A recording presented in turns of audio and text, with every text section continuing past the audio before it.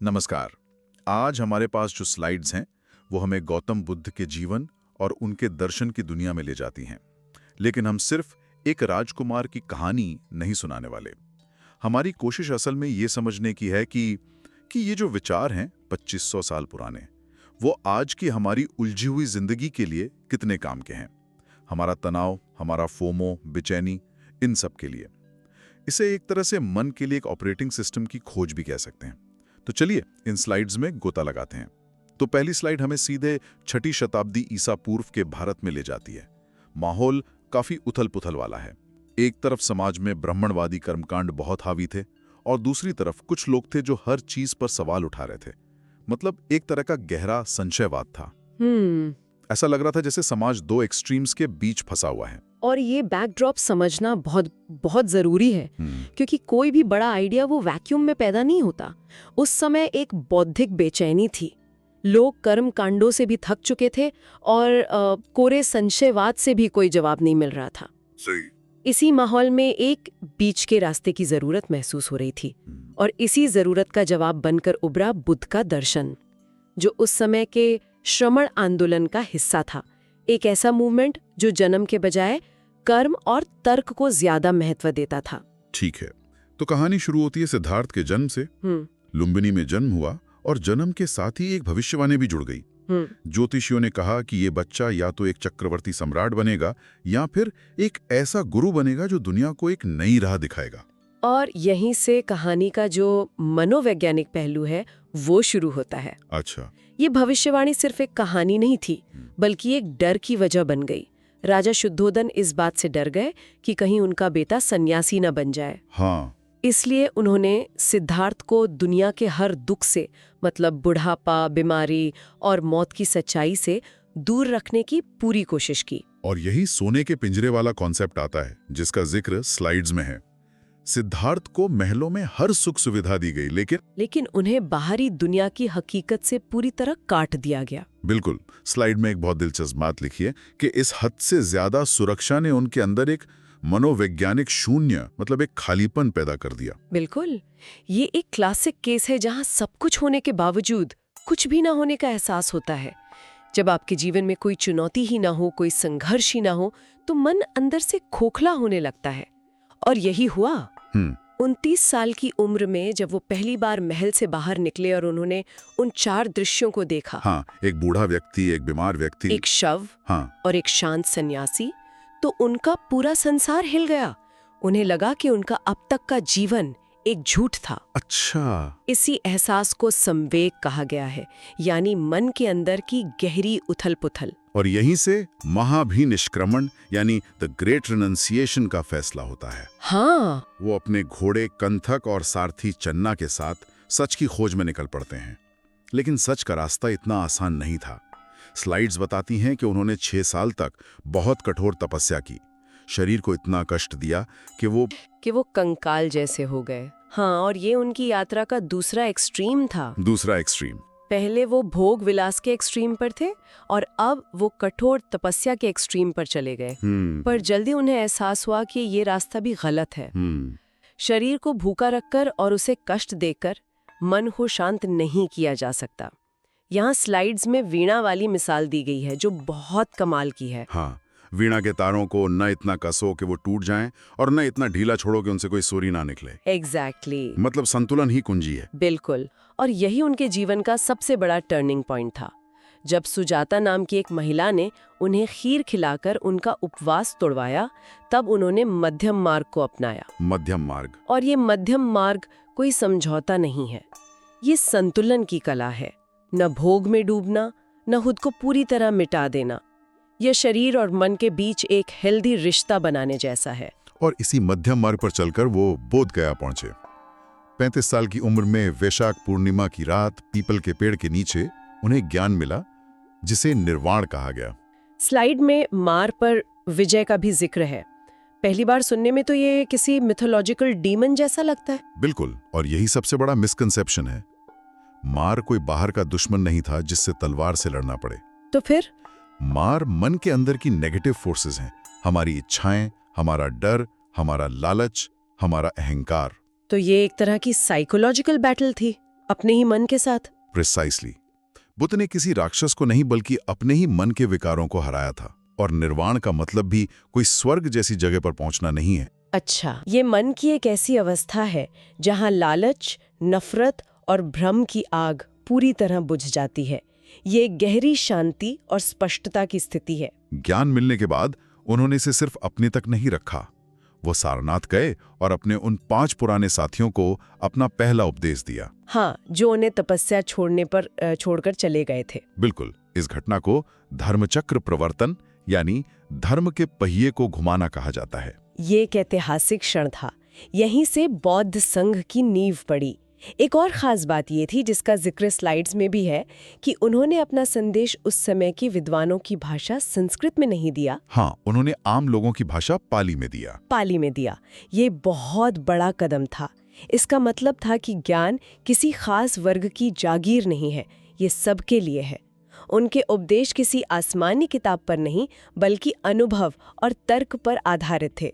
वो कहते थे, मेरी बात को भी इसलिए मत मानो क्योंकि मैं कह रहा हूँ, उसे खुद जांचो, परखो। तो मतलब उनके उपदेश का जो सार था, स्लाइड्स में उन्हें एक महान चिकित्सक कहा गया है। ये एनालॉजी मुझे बहुत पसंद आई। हाँ, ये एनालॉजी बिल्कुल सटीक है। बहुत पसंद आई। क्योंकि ये उनके पूरे दर्शन को समझने की चाबी है। सोचिए, आप डॉक्टर के पास गए। डॉक्टर क्या करता है? सबसे पहले वो बीमारी का पता लगाता है, डायग्नोसिस। बिल्कुल। पहला आर्य सत्य, जीवन में दुख है, और दुख का मतलब सिर्फ रोना धोना नहीं, बल्कि एक तरह की बेचैनी, एक असंतोष जो हमेशा बना रहता है। ठीक है। फिर डॉक्टर बीमारी का कारण ढूंढता है। सही। दूसरा आर्य सत्य, इस दुख का कारण है तृष्णा, यानी कभी न खत्म होने वाली इच्छा, क्रेविंग। ये तृष्णा ही तो है आज के जमाने का फोमो, है ना? हम लगातार सोशल मीडिया पर दूसरों की जिंदगी देखते हैं और हमें लगता है हमारे पास कुछ कमी है, हमें और चाहिए और बेहतर चाहिए। ये कभी न खत्म होने वाला चक्र ही दुख की जड़ है। बुद्ध का दर्शन एक तरह से डिजिटल डिटॉक्स का 2500 साल पुराना ब्लूप्रिंट है। वाह। तो फिर तीसरा कदम डॉक्टर बताता है कि इलाज मुमकिन है या नहीं। बिल्कुल। तीसरा आर्य सत्य, दुख का निरोध, यानी इसका अंत संभव है। ये उम्मीद की किरण है। ऐसा नहीं है कि हमें हमेशा इसी बेचैनी में जीना पड़ेगा। मतलब होप है। इस आग को बुझाया जा सकता है। और चौथा आर्य सत्य, डॉक्टर आपको प्रिस्क्रिप्शन देता है, इलाज का तरीका बताता है। यह है तरीका अष्टांगिक मार्ग यानी 8 कदमों वाला रास्ता। स्लाइड्स में इन्हें प्रज्ञा यानी ज्ञान, शील यानी आचरण और समाधि यानी ध्यान में बांटा गया है। पर क्या ये रास्ता सिर्फ साधु सन्यासियों के लिए है या हम जैसे आम लोग भी इसे अपना सकते हैं? नहीं, ये हर किसी के लिए एक प्रैक्टिकल गाइड बुक है। जैसे इसका एक हिस्सा है सही बोली।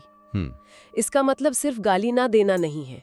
इसका मतलब है बेकार की गॉसिप से बचना, ऐसी बातें ना करना जो दूसरों को नीचा दिखाएं या उनमें फूट डालें। सही बात है। ऑफिस की पॉलिटिक्स से लेकर सोशल मीडिया पर ट्रोलिंग तक, ये आज भी कितना जरूरी है सोचिए। या फिर सही कर्म, जिसका मतलब है ऐसे काम करना जिससे किसी को नुकसान ना पहुंचे। यह एक पूरी तरह से नैतिक और मनोवैज्ञानिक फ्रेमवर्क है। ज्ञान मिलने के बाद बुद्ध ने सिर्फ दुख और उसके इलाज की बात नहीं की, बल्कि उन्होंने वास्तविकता के नेचर पर ही सवाल उठाए। यहीं से उनके 2 सबसे गहरे और शायद सबसे मुश्किल विचार सामने आते हैं, जिनका जिक्र स्लाइड्स में है, अनात्मवाद और प्रतीत्य समुत्पाद। हाँ, और ये कॉन्सेप्ट्स थोड़े मुश्किल लग सकते हैं। अनात्मवाद का मतलब है कि कोई स्थायी अपरिवर्तनीय आत्मा नहीं है। 1 मिनट, इसका मतलब क्या ये है कि मैं हूं ही नहीं? ये तो थोड़ा डरावना लगता है। यह एक बहुत ही आम सवाल है। अनात्मवाद का मतलब ये नहीं कि आप हैं ही नहीं, बल्कि ये कि जिसे हम मैं कहते हैं वो कोई ठोस स्थायी चीज नहीं है। वो एक बहती हुई नदी की तरह है। क्या आप आज वही इंसान हैं जो 5 साल पहले थे? नहीं, बिल्कुल नहीं। आपके विचार, आपकी भावनाएं, यहाँ तक कि आपके शरीर के सेल्स भी हर पल बदल रहे हैं। तो वो स्थायी मैं कहाँ है जिसे हम पकड़कर बैठे हैं? ये विचार डरावना नहीं, बल्कि बहुत लिबरेटिंग है। इसका मतलब है कि आप अपनी आदतों या गलतियों के कैदी नहीं हैं। अच्छा। क्योंकि कोई फिक्स्ड आप है ही नहीं, इसलिए आप हमेशा बदल सकते हैं, बेहतर बन सकते हैं। और दूसरा सिद्धांत है प्रतीत्य समुत्पाद। ये तो और भी मुश्किल लग रहा है। इसे आसान भाषा में डिपेंडेंट ओरिजिनेशन या इंटरकनेक्टेडनेस कह सकते हैं। इसका सिद्धांत है कि दुनिया में कुछ भी अपने आप या अकेले नहीं होता। हर घटना किसी न किसी कारण से होती है और वो घटना किसी और चीज का कारण बनती है। सब कुछ एक दूसरे से जुड़ा हुआ है, एक मकड़ी के जाले की तरह। मकड़ी के जाले की तरह। अगर आप जाले का एक धागा खींचते हैं तो पूरा जाला हिल जाता है। इसका मतलब है कि हमारे छोटे से छोटे काम का भी असर पूरी दुनिया पर पड़ता है। ये हमें जिम्मेदारी का एहसास कराता है। दिलचस्प बात यह है कि स्लाइड्स के अनुसार बुद्ध इतने गहरे दार्शनिक थे, लेकिन उन्होंने कुछ सवालों पर हमेशा मौन धारण किया। जैसे, क्या दुनिया हमेशा से थी, या मरने के बाद क्या होता है? उन्होंने इन सवालों के जवाब क्यों नहीं दिए? क्योंकि उनका नजरिया बहुत प्रैक्टिकल था। उन्होंने एक उदाहरण दिया था, अगर किसी व्यक्ति के सीने में जहरीला तीर लगा हो, हाँ, तो क्या पहले ये पता लगाएंगे कि तीर किसने चलाया, किस लकड़ी का बना है, जहर कौन सा है, या पहले आप उस तीर को निकालेंगे? जाहिर है पहले तीर निकालेंगे, जान बचानी है। बिल्कुल। बुद्ध के लिए इंसानियत के सीने में दुख का तीर लगा हुआ था। उनका पूरा ध्यान उस तीर को निकालने पर था, न कि उन बहसों में उलझने में जिनका कोई सीधा और प्रैक्टिकल हल न हो। उनका मानना था कि इन सवालों में उलझकर हम असल समस्या से भटक जाते हैं। और अंत में 80 साल की उम्र में कुशीनगर में उनकी अंतिम यात्रा, उनके आखिरी शब्द थे, अप दीपो भव, अपना दीपक स्वयं बनो। वाह, ये बात तो आज भी रोंगटे खड़े कर देती है। मतलब 2500 साल पहले कोई कह रहा है कि किसी गुरु या भगवान के भरोसे मत रहो, अपनी रोशनी खुद बनो, है ना? ये तो बहुत ही मॉडर्न विचार है। ये उनके पूरे दर्शन का सार है, बौद्धिक और आध्यात्मिक आत्मनिर्भरता। अपनी मुक्ति के लिए किसी और पर निर्भर मत रहो, अपने तर्क, अपने अनुभव को अपना गाइड बनाओ। और ये बात आज के मनोविज्ञान से कितनी मिलती जुलती है। हाँ, स्लाइड्स में कॉग्निटिव बिहेवियरल थेरेपी यानी सीबीटी का जिक्र है, जो बहुत सटीक है। सीबीटी भी तो यही कहती है कि हमारी भावनाएं बाहरी घटनाओं से नहीं, बल्कि उन घटनाओं के बारे में हमारे विचारों से पैदा होती हैं। सही। अगर हम अपने सोचने का तरीका बदल लें तो हम अपने दुख को कम कर सकते हैं। बुद्ध भी तो यही कह रहे थे। तो हमने एक राजकुमार की कहानी से शुरुआत की जो सोने के पिंजरे में रहता था, और हम पहुंचे अपना दीपक स्वयं बनो जैसे शक्तिशाली संदेश तक। ये यात्रा असल में दुनिया से भागने की नहीं, बल्कि दुनिया की सच्चाई का सामना करने और उसे समझने की है। ये एक बाहरी यात्रा से ज्यादा एक भीतरी यात्रा है। बिल्कुल। और इन स्लाइड्स से जो एक बात बार बार उभर कर आती है, वो है बुद्ध का कुछ तात्विक प्रश्नों पर मौन रहना। ये हमारे लिए एक बहुत गहरा सवाल छोड़ जाता है, जिस पर श्रोता सोच सकते हैं। ज्ञान और सत्य की अपनी खोज में हम उन समस्याओं पर कितना ध्यान देते हैं जिन्हें हम वाकई हल कर सकते हैं, और उन सवालों में कितना खो जाते हैं जिनका शायद कोई जवाब ही न हो। अपनी जिंदगी में, अपने काम में, अपनी उलझनों में हम वो रेखा कहाँ खींचते हैं?